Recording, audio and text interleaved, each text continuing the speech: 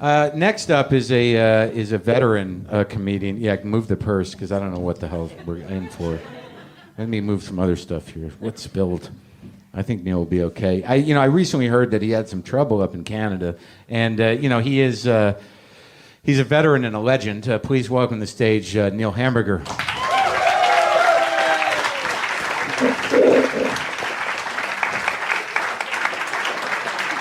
I'm sorry. Yeah, you got enough water? Yeah. Is that the wrong entrance? Yeah, I don't know even how the hell you found that entrance. Yeah. The Hi, entrance. friends. Do you know Hi, Mr. Folks. Hamburger. How you doing, Andy? Okay. Everyone knows each other. I'm thrilled that you're here. I've been watching your work for a few years. And I guess the first thing we should cover is, do you ever think about getting that cough fixed? Or? There's nothing wrong with a cough. This is a good cough. I was using this cough for a cartoon series. They needed a good cough. Why do I want to get that fixed? And I'm out of work. You do cough voiceover work? I did some today for Disney. Yeah. Yeah. Mickey Mouse is very sick, and the guy that does his voice can't get a good cough. So they called me in. I'll never get this fixed. That's good, man. So what the hell happened up in Canada? I heard... Oh, boy. Oh, boy. This is a true thing.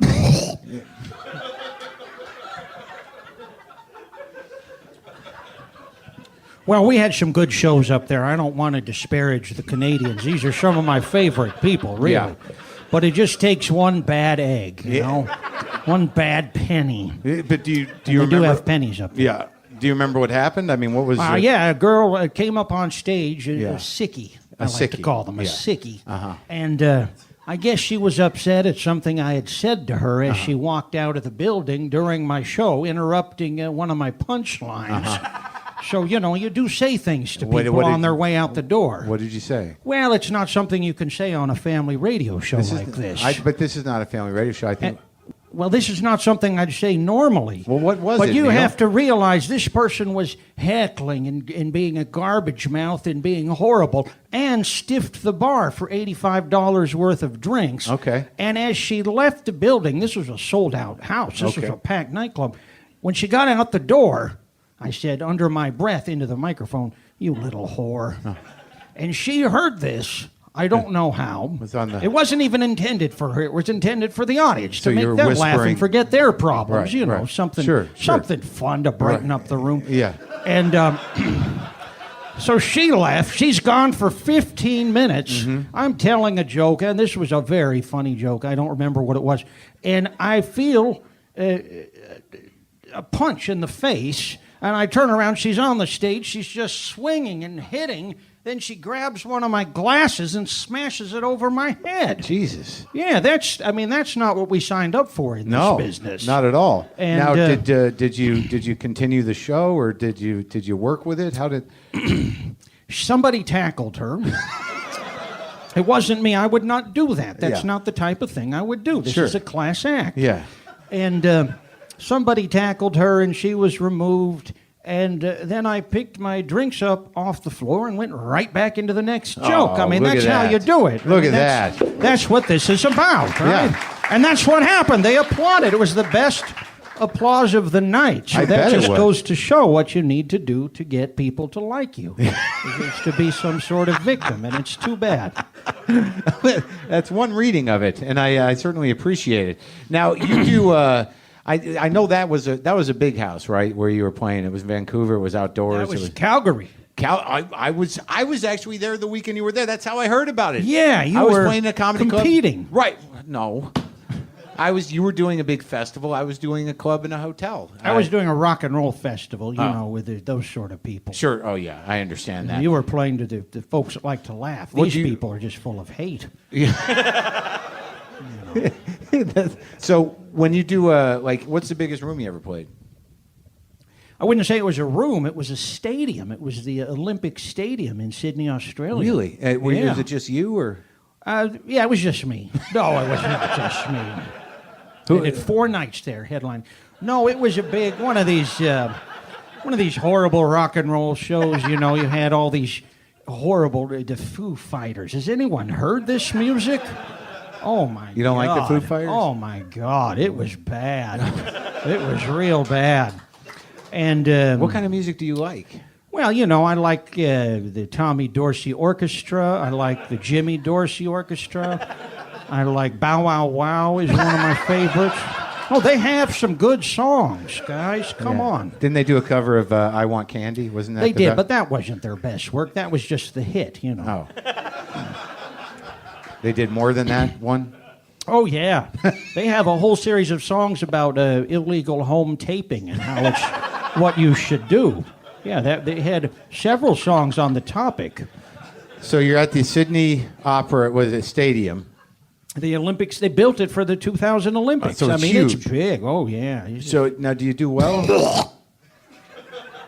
No, it was a disaster. I mean, there were people throwing shoes and coins and rocks, and I mean, it was awful. Does this happen to you everywhere you go? No, it's just the bigger shows, you know. Well, what's the transition to a small room like?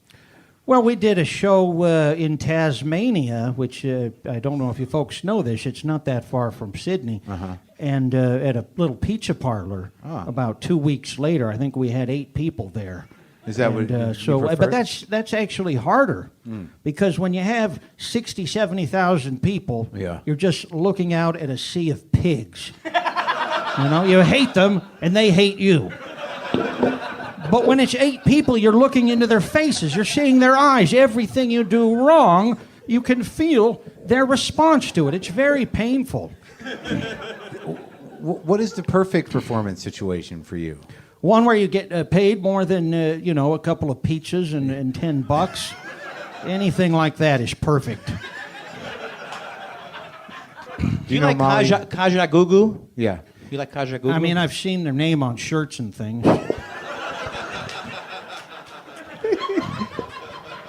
Led Zeppelin? Anything? No. Okay. I mean, that's not for me. Now, when you started doing stand-up, when was that? I'd have to check with my manager about that. I don't know. And who were your They would have that Okay. written down somewhere. Sure.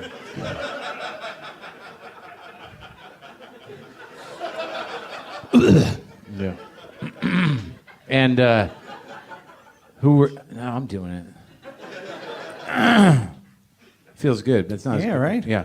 That's what I've been telling people. Who were your influences? I mean, what made you? Well, it's pretty obvious. Abbott and Costello, Laurel and Hardy, the Rich Brothers, Andrew Dice Clay, all the old time legends that defined our generation. Now, what about TV work, Neil? I mean, is that something that you want? Or? Something that you do get occasionally. I Yeah. mean, it's better than pizza parlor work. I Sure. can tell you that much. Well, but what would be the perfect vehicle for you? I mean, not. We're doing a bowling show, trying to sell a bowling show, to get kids interested in bowling again. Something of that nature. Sure. I had a game show. We did a game show with Tim and Eric. Oh, okay. Did a whole pilot for this thing, and I'll tell you what, it was not well regarded by the folks that paid to have it made. Disaster. What went wrong? I don't know. I thought we had everything there. I mean, we had balls and we had lights, and I had a muscle woman as my sidekick, and it was really something. But the folks at Adult Swim said, "Oh, don't ever mention this again." They didn't give us another chance to re-edit it, to cut out the slow parts or the fast parts or whatever it is. They're all souped up on God knows what. I don't know if they wanted more flashy lights or what they wanted, but they just said, "This is dead. Don't talk about it to us ever again." Do you still talk to Tim and Eric? Oh, yeah, all the time. I know those guys. Yeah, they don't want to come on the show. Oh, really? Yeah, I don't know what that's about. Well, you got to get some better snacks backstage. Huh? Yeah, no, you've got a problem with that. That's terrible. I mean, you go down to, even at the 99-cent only, you can get some good things, I didn't. Okay. Oh, it makes all the difference, folks. So snacks is where it's at. I think so. So if you get to a club or you get to a show and they don't have the proper snacks, you're fucking, that's it. No, it's more like if they do have the proper snacks, I'm very happy, but I Right. don't expect them. Uh-huh. And they weren't here. No, I know they weren't here. I put some beer back there. Yeah, that's not a snack. It is I to mean, some people. Well, those people have problems.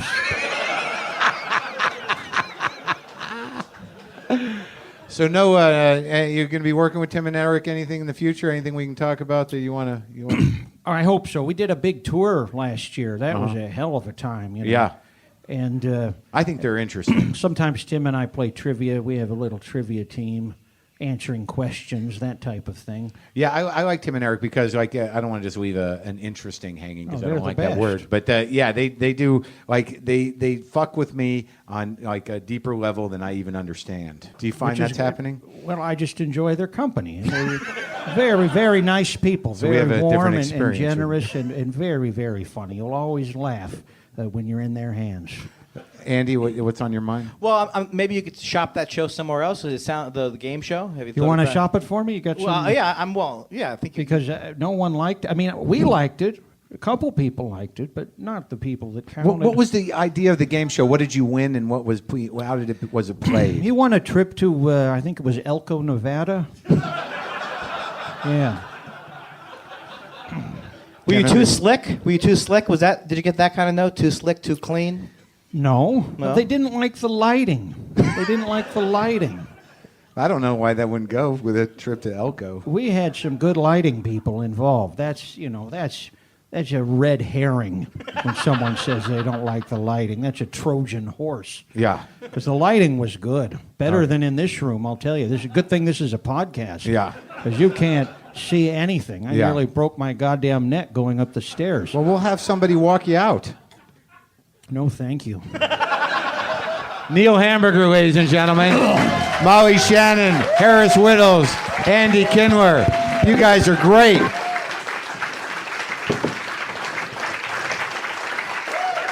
Thank you so much.